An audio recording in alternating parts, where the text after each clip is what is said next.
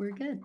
Hi, I'm Bob Berg. Welcome to Bob and Friends. And I am here with one of my great friends, the wonderful Kim Angeli, and we'll be introducing a new friend in just a moment. Kim, hello, how are you? Good. Good morning.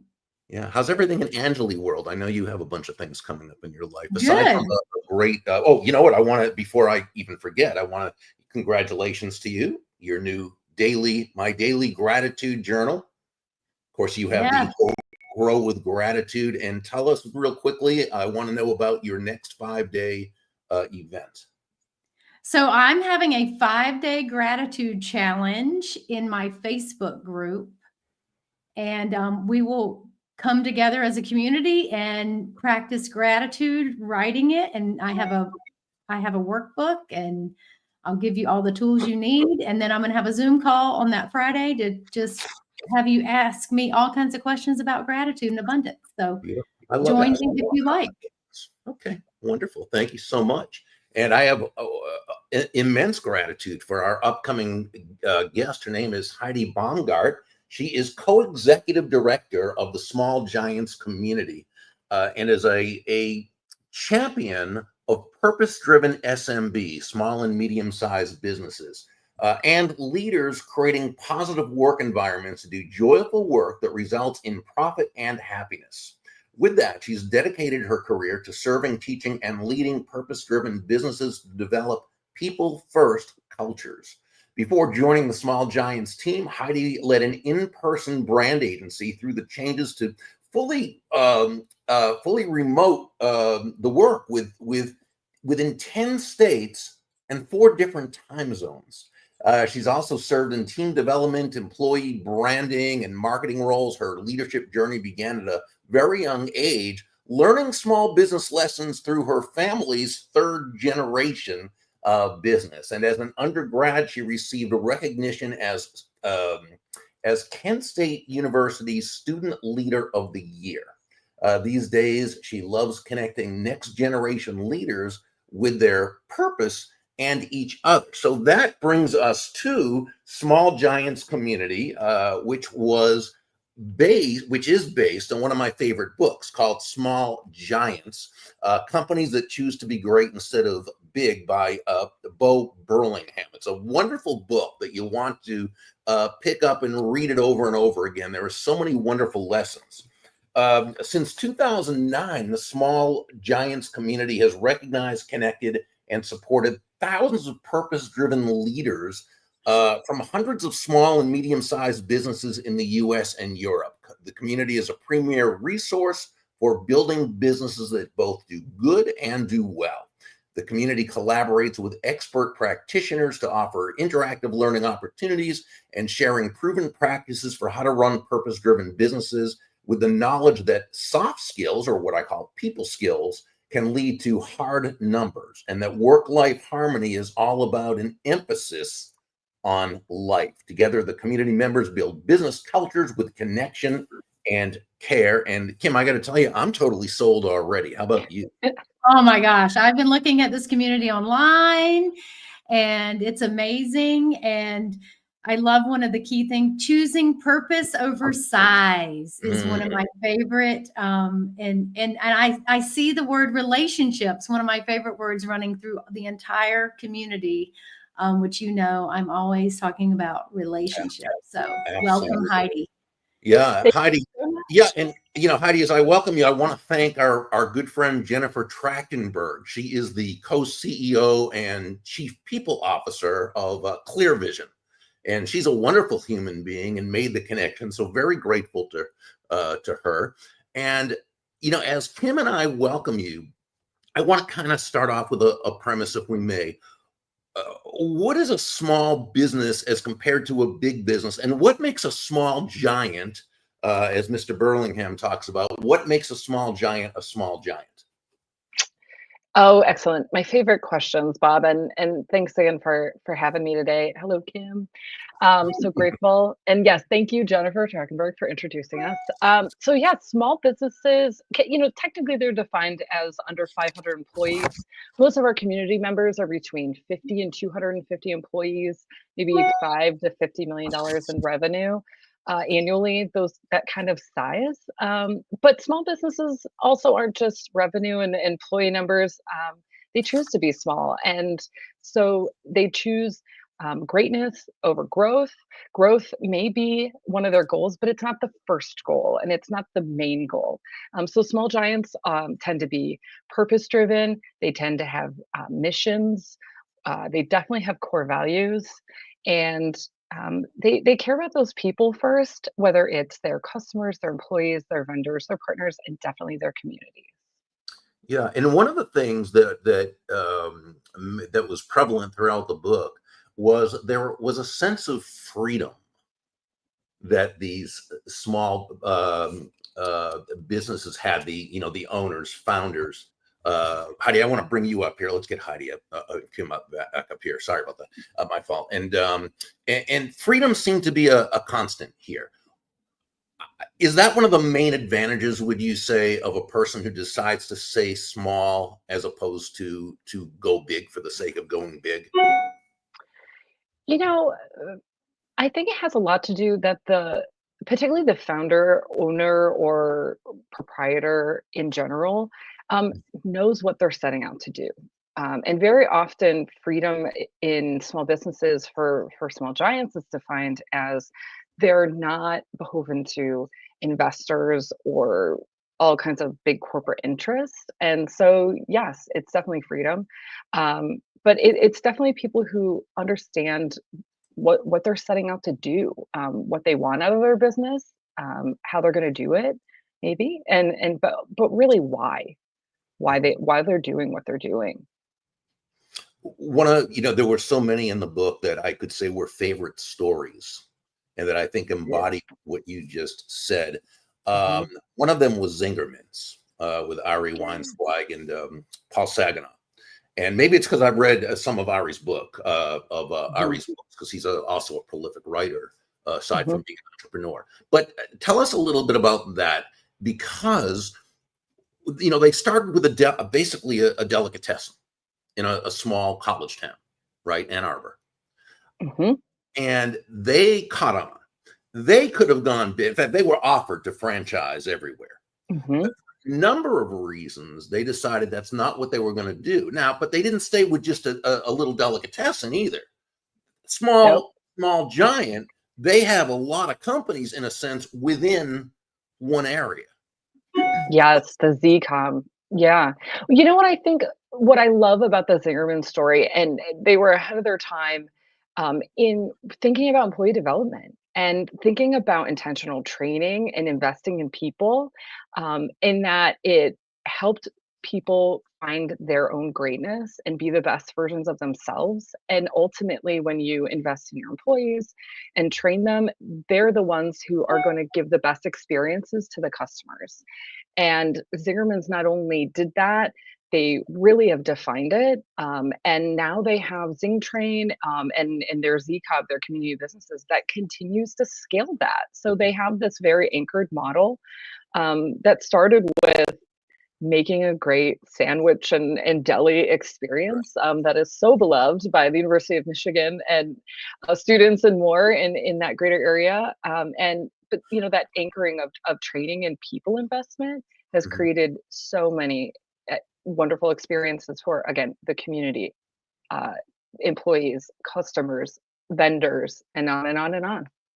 Yeah. Now, Kim, you've worked with a lot of both big businesses and small businesses. Have you found what Heidi said? Have you seen a difference when you've worked within those kinds of companies yourself? Is there a difference in the ethos, the general feeling of the companies? Well, it's the different in the culture when you care, when your purpose is bigger than yourself, than when your focus, I say unique in a noisy world, and you're rooted in purpose. The culture is definitely different. Like I was wasn't surprised, but I was like, wow, Cliff Bar, which I've eaten many of those, and they're not just a super small company, they're pretty large, but it's rooted in purpose. And the culture, when the culture is in community and you're kind of in more of a you're creating a momentum, and it's just different than if you're just getting a paycheck. did their paycheck clear, which I wrote an article about. You know, we don't want people coming to work saying, well, my paycheck cleared and I'm here. We want them to be rooted in culture. You know, why are you here? You know, we weren't put here to pay bills and die. I try to remind people that. What are we doing every day to drive purpose and passion and community, which people crave community? We're a disconnected society and we're the most connected ever. I think John Maxwell or somebody wrote a book about that, but it just, people want to work for you. They're attracted to work for you. I have a client right now. We moved him into go-giver culture and he has a waiting list of people wanting to work from him. So from shifting the culture, of people waiting to work, a waiting list. I mean, imagine that. So let's move that into community then. The Small Giants community, Heidi, is really all about that and supporting people who have that same that same desire for a culture like that. How does that work? I know that Bo had put that together with a partner, and you're very involved now as co-executive director. Tell us about the community. Oh, the community is incredible. So, first and foremost, we identify purpose-driven leaders, and that's how all of this started. So, our founder, Paul Spiegelman, read the book by Bo Burlingham and felt seen and validated, and reached out to Bo and said, "I run my business like this too. It's incredible to hear that other businesses run this way. This should be a community." And that's how it started. And Bo supported the efforts. We're over 15 years old, about 16 years old as a community. And ultimately, we again connect, identify, and train purpose-driven leaders. And it's an ecosystem. So the community members who have been here have learned things from each other, have tried things on, have succeeded or failed, and then bring it back to the community and share those stories, share those frameworks, share the tenets of how they're doing the things that they're doing in their businesses around purpose, around culture, around training their people, around how they connect with their customers, all those different, small giantsy things that they do. So yeah, now thousands of leaders later, a lot of founders and CEOs, and the friendships, the true community continue on and on that started from Bo's incredible storytelling and Paul's foresight that there's so much connection in building businesses this way. I love it. I would love it. I love community. I think people crave community, and yeah, I think they crave community. So. Oh yeah, exactly. And that oh goodness gracious, and I just love Mr. Brodsky, Norm Brodsky. Had tried to build a big. He at first tried to just go big for the sake of going big, and failed miserably with it. Okay, he learned his lessons, and he built a very, very profitable, very much a small giant company. This was in New York. Now, later in the book, and there were many great lessons from him. Later in the book, there's a gentleman who owns a pizza restaurant, who is expanding, but a perfect storm of horrendousness happened. And basically, he was about to go out of business. He was connected with Mr. Brodsky, who helped him see some of the things he was doing wrong. And he was able to get his business brought back. It was a wonderful story. Do those things happen within your community, where you've got people who are able to kind of take advantage and leverage the fact that there's so much wisdom there, and that people are really willing to share the how-tos and keep people from making the same mistakes or navigate through those mistakes? Absolutely. And, that's the magic of the community. That's ultimately the spirit of it, is supporting each other, or talking about failures, and talking about lessons, or connecting people in the community to other vendors, partners, whatever it is. Small giants seek to have solid and sound business models, but it's industry agnostic. as far as our community members. And so one of my favorite things that happens in the community is people will come from such opposite industries, and bring whatever challenge or maybe opportunity they have.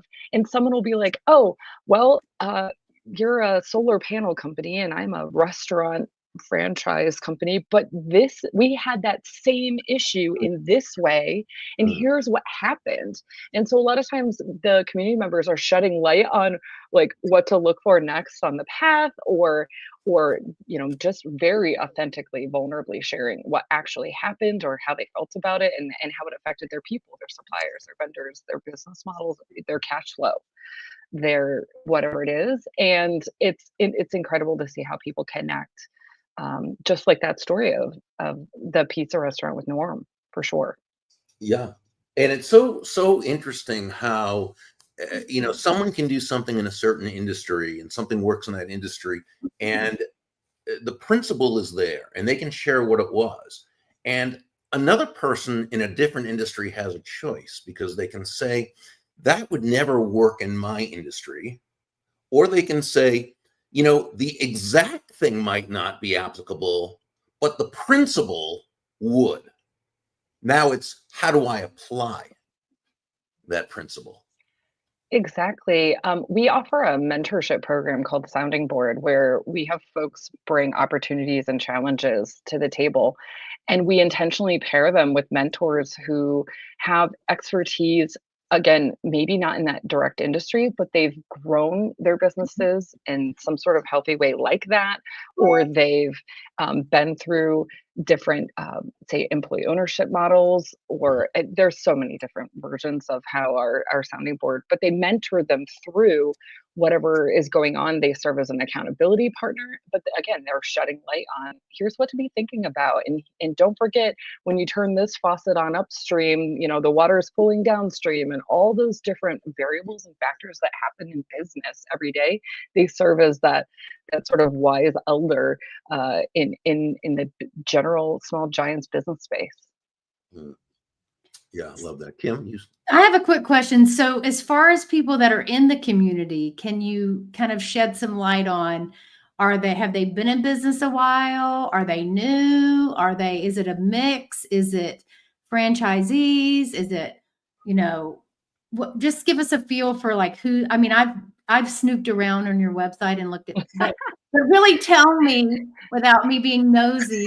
Yeah. You're both nosy. I'm like, no, I'm very curious. Just paint us a picture of like, if I came to the summit you're having in April, Mhm. who are the people I'm going to connect with? What do they do? I saw your speakers, they look amazing, but just kind of paint a picture for us, like who's going to be in the room. I love it. Well, thanks for creeping on us, Kim. I'm happy to answer more specifically. Yeah, they're in different age stages. We put out a survey every year that asks them those kinds of things. So, on average, many of them have been in business 15 plus years, but we absolutely have folks who have startups, who maybe have only been in business, say, 5 years, and they're hitting that point of early maturity, I guess I'd call it, where they're ready to go out and seek community partnership, support, um, in finding the community. They come from all different industries. So sure, we have some franchisees, we have manufacturing, construction, home restoration, financial services. Um, oh gosh, I mean, goodness Sounds gracious, awesome. retail, you Is name there, it. Transportation is a big one. oh, Yeah, they're coming from all different industries. At the summit, at our annual conference, we have everybody together, and it ends up being about 200 leaders from about 100 companies. About a third of them have been to 2, 3, 7, 8, 9 conferences. They come back year after year because we're keeping the pulse on the conversations that Small Giants wants to have. The conversations obviously change every year, just like the world does. And then we separate the two groups into CEO founders and what we call next gen leaders. And next gen could be CFOs, CHROs, people folks, accounting folks, managers, coordinators, you name it. But we do that because the CEO founders have very specific conversations, and they're getting really vulnerable with each other. They're connecting with each other, and they have kind of separate programming and set conversations than the next gen leadership does. But again, they're kind of coming from all over the world.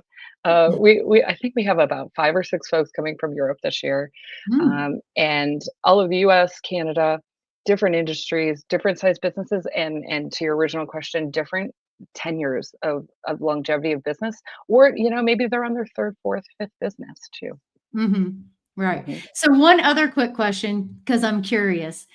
So some of these communities, I won't name any, but some of them have a financial, like you have to be doing $1 million a year, you have to be doing half a million, quarter of a Mhm. million. Let's see your balance sheet before you can join. Walk Mhm. me through, is that part of your filter? Can anyone join? Do you have any kind of an application process? Mhm.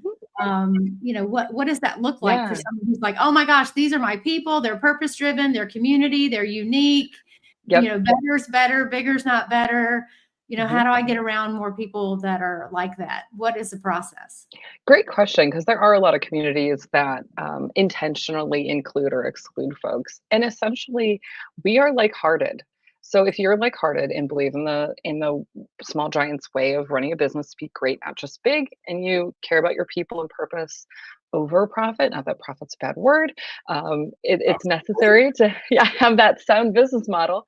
Um, if you just hit smallgiants.org/about, click join the community, you can sign up. It's a free way to connect to us, and then you have access to our resources. So we have a podcast. Of course, we have a blog with incredible resources and ebooks, and you can download the first chapter of the book. And then we do monthly virtual events to connect the community. Every quarter, it just happened yesterday, actually, we do a community connections where people bring their business challenges and opportunities to each other and connect with each other. It's a great way to connect with community Love it. members in a complimentary way. And then as far as financial commitment, it's really, you gotta wanna, and you opt in into what is supportive for you. Our summit is, of course, the most popular way to connect, and that happens annually. It's April 29th to May 1st in Detroit. And then we have, as I mentioned, we have our sounding board program, and we also offer a 9-month training course called Leadership Academy. Mm. And so that's a bigger investment in learning about leadership, about people, about yourself, people development, and all those things that comes with being a small giants leader, and then integrating those things back into your business. So it's one of those deep dives, a sort of mini MBA on leadership, but you can again, we make it so that you're connecting with the community, connecting with yourself, and then integrating that back into your day-to-day business, because that's how you can lead, but also create more leaders inside of your company. The sign of Oh, the I the love best it. leaders. Mhm. I love it.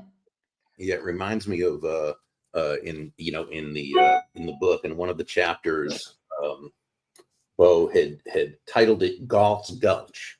Now, Galt's Gulch, for those who don't know, was a place, a fictional place in Atlas Shrugged, the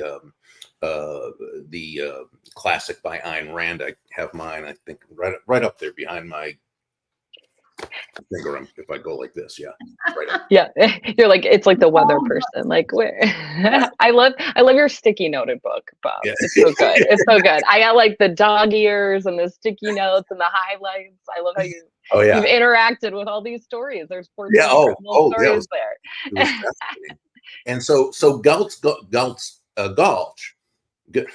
Gulch was a place where it wasn't utopia, because there's no such thing as utopia, at least not here on Earth. But it's where different people, but who all had the same basic values: quest for freedom, quest for making the world a better place, and living really according to their own values. So in this chapter, Galt's Gulch, he writes, the founders, owners, and CEOs of small giants stand out in part because of the extent to which they've thought about and worked on those questions, and he's talking about some of the questions that come up in various businesses, not that they've all come up with the same answers. And so, and I, again, that is so key. Not that they've all come up with the same answers. They have various management philosophies, and their companies have quite different cultures and ways of operating. And here's what I underlined. But together, they illustrate the range of possibilities that a closely held private company has in shaping the world inside its walls. Very important. And in that sense, each company is its own version of Galt's Gulch in Atlas Shrugged, a haven for people who have a common vision of the kind of society in which they want to live and work. And it sounds a lot like that is really your community. That's so you've got a whole bunch of, you know, small giants in your community, and those who are looking to go to that place. We do. And it comes down to, you know, within each company, the purposes and missions are different. The community needs are different, whether it's, you know, your local town, county, state, you know, whatever the region is.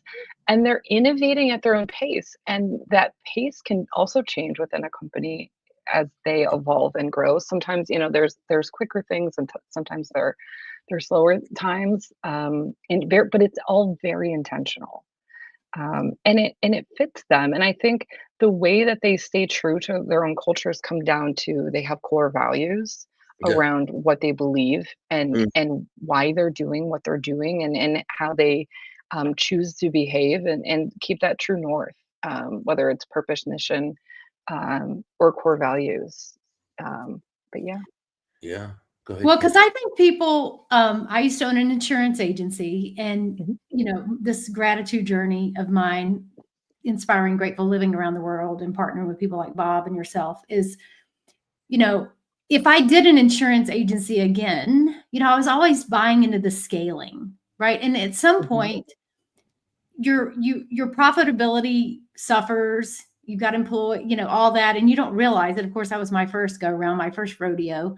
You know, I've had more than that now, and so, you know, at one point, I put my agency on a waiting list, and I tell my customers I serve, I say, you know, don't be afraid of the waiting list. The dermatologist down the street that's the best in her practice, which is my dermatologist.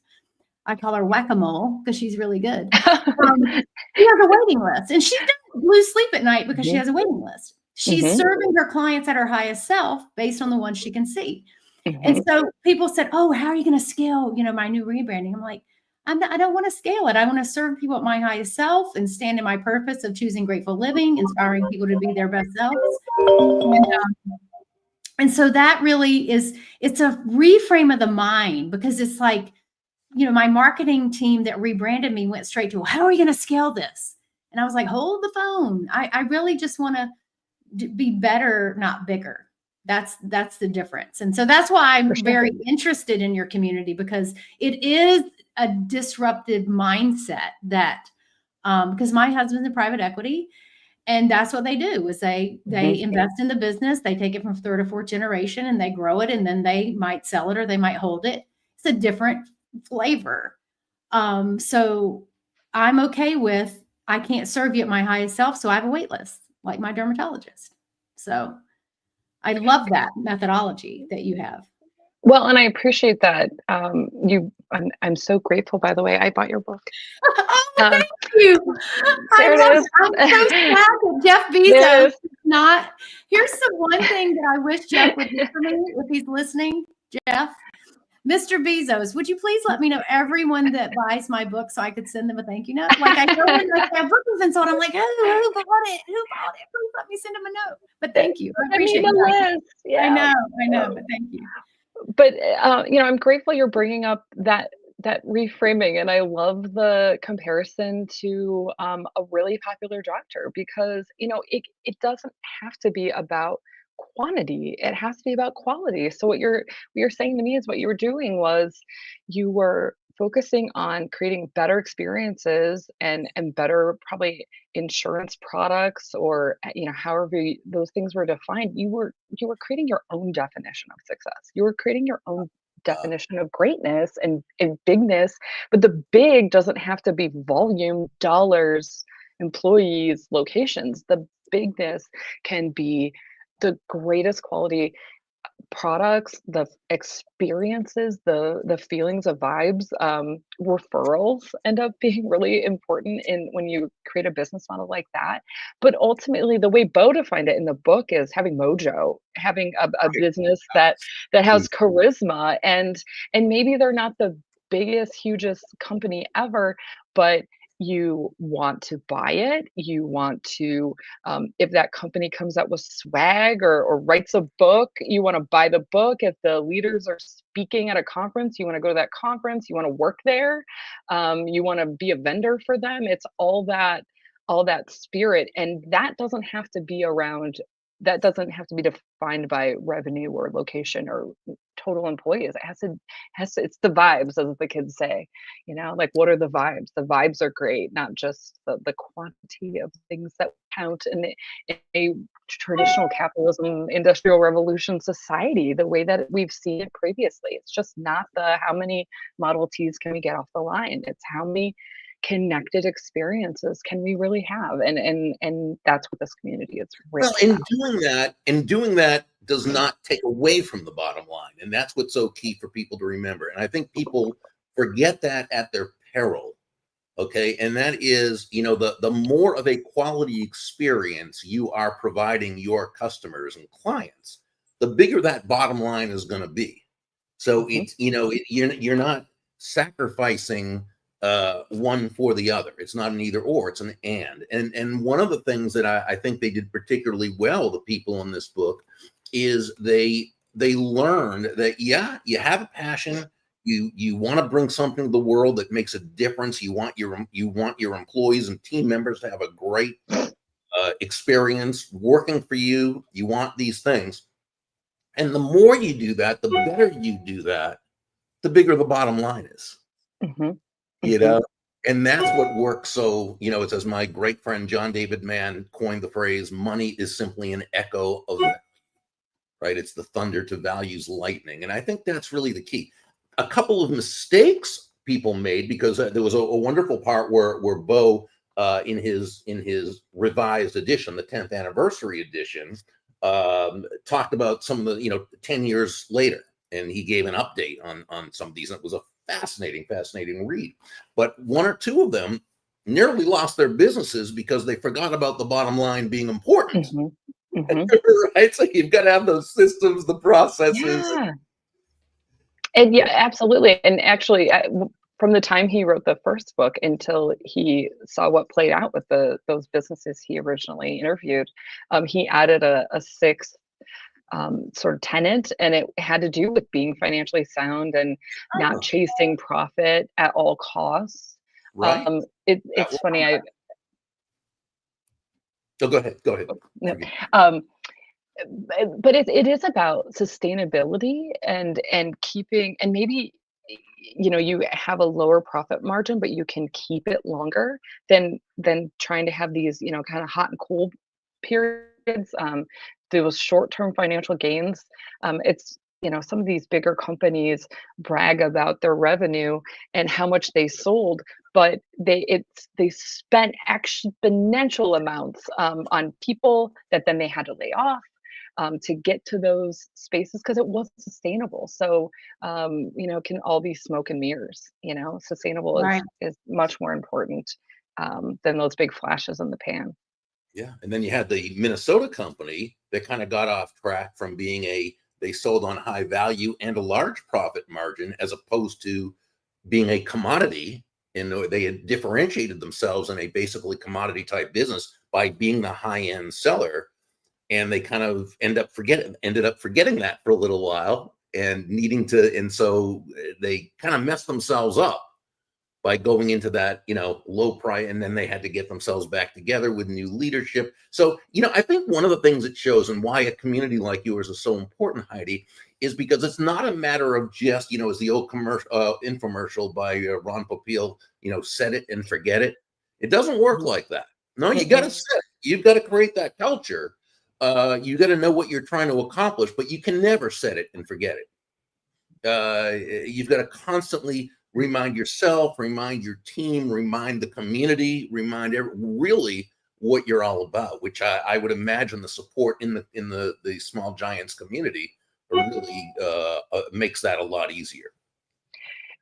For sure. I mean, change is constant, and and we can have really solid habits, and that's where I personally am always talking about core values in this space, because those can be those consistent things that then, as you're making decisions and as you're navigating change, because the world is constantly changing, the ebbs and flows of the things that we're dealing with, through the years change. But if you have a true north with core values, but then you're really intentional with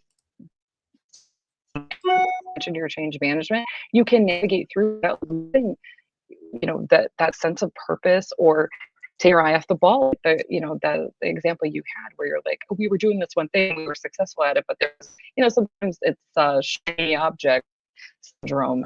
I think AI is one of those things right now. But yeah, I to bring agree. up a buzzword.